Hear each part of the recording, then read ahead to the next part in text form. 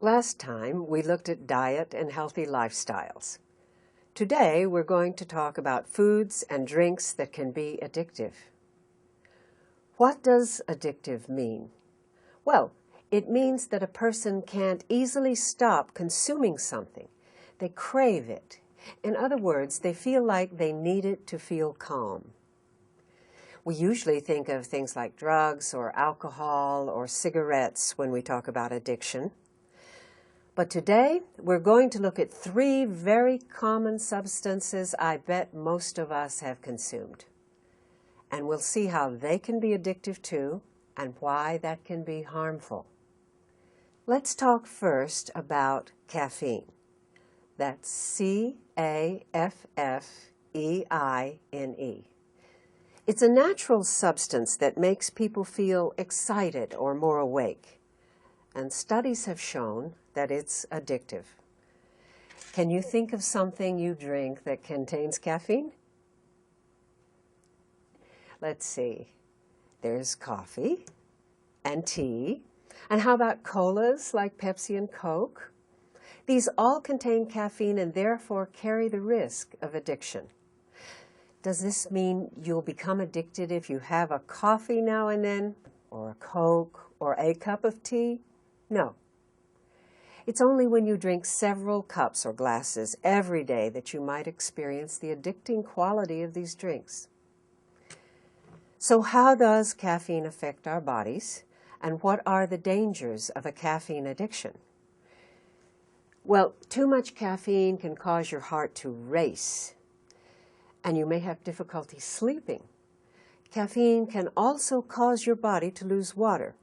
And finally, if you consume a lot of caffeine over a long period of time and then try to quit it, you might experience headaches. Here's another example of something common and addictive: sugar.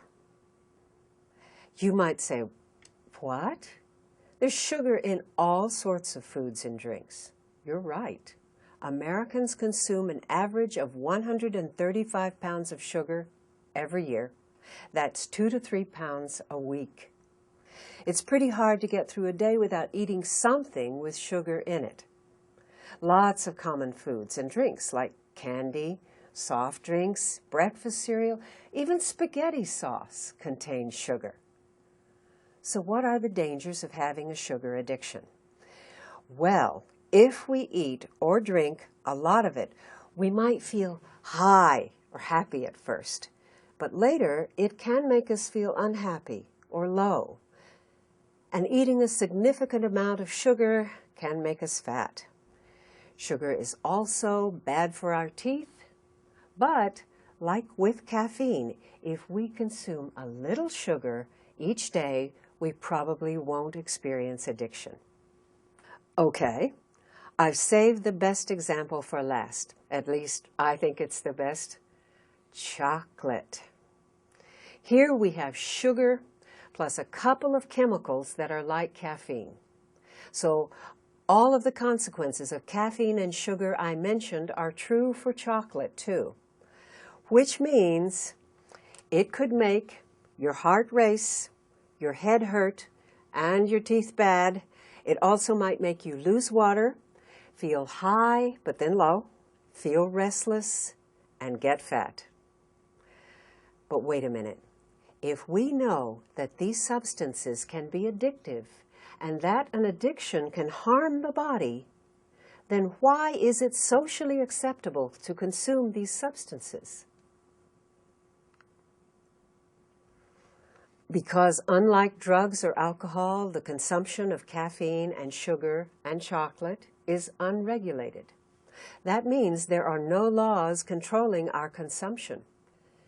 In fact, in many cultures, these three things are considered luxuries or very special items that people give as gifts. So there's a sort of double standard about these substances, right? By that I mean, because they're legal, it's okay to consume them, even though they might cause us harm. So, if you like caffeine, sugar, and chocolate, what's the answer? Well, it's almost impossible to get through life without consuming these things. From vending machines to movie theaters to your favorite cafe, they're everywhere you turn. The key is moderation. This means not too much. Go ahead, enjoy your morning coffee or a piece of chocolate. Just don't overdo it, and you'll be fine.